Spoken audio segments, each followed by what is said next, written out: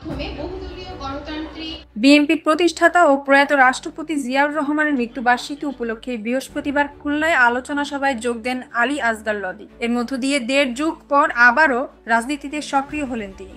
এখন থেকে নিয়মিত দলীয় কর্মকাণ্ডে অংশগ্রহণের ইচ্ছা তার। রাজনীতিতে পার্টিসিপেট করার মতো আমার পরে কোনো রকম অনেক চাপ ছিল, যার জন্য আমি আগে বিগত দিনে আমি আসতে পারিনি, যার জন্য আমি তো বাধ্য হয়েছিলাম অনেক কিছু করতে। তো সেই জন্যে এখন দলের মধ্যে আসি। দল ইনশাল্লাহ এখন থেকে আমাকে বলেছে যে আপনি যান, খুলনায় যান, খুলনাতে আসা যাওয়া করেন, নির্বাচন আসতেছে, লোকজনের সাথে মেলামেশা করেন, দেখেন।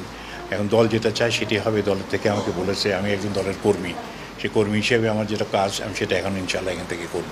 ২০০১ সালে খুলনা সদর আসন থেকে সংসদ সদস্য নির্বাচিত হয়েছিলেন লদি। ২০০৫ সালে হন মহানগর বিএনপির আহ্বায়ক। ২০০৭ সালে দেশে জরুরি অবস্থা জারি হলে গ্রেপ্তার হন তিনি।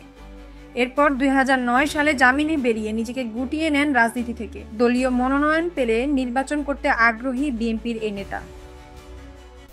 নির্দিষ্ট কোনো আসন নাই, দল যেখান থেকে আমার দেয় আমি সেখান থেকে নির্বাচন করব। দল যদি মনে করে আমি প্রার্থী, তাহলে আমি নিশ্চয়ই থাকবো। দল আমাকে না দিলে আমার জন্য অন্য যেখান থেকে যাকে দেবে আমি তার সাথে থাকবো এবং তাকে সাপোর্ট করব।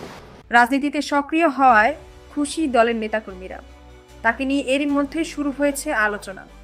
২০০১ সাল থেকে ২০০৬ সাল পর্যন্ত খুলনায় বিএনপির রাজনীতির কেন্দ্রবিন্দু ছিলেন আলী আসগার লবি।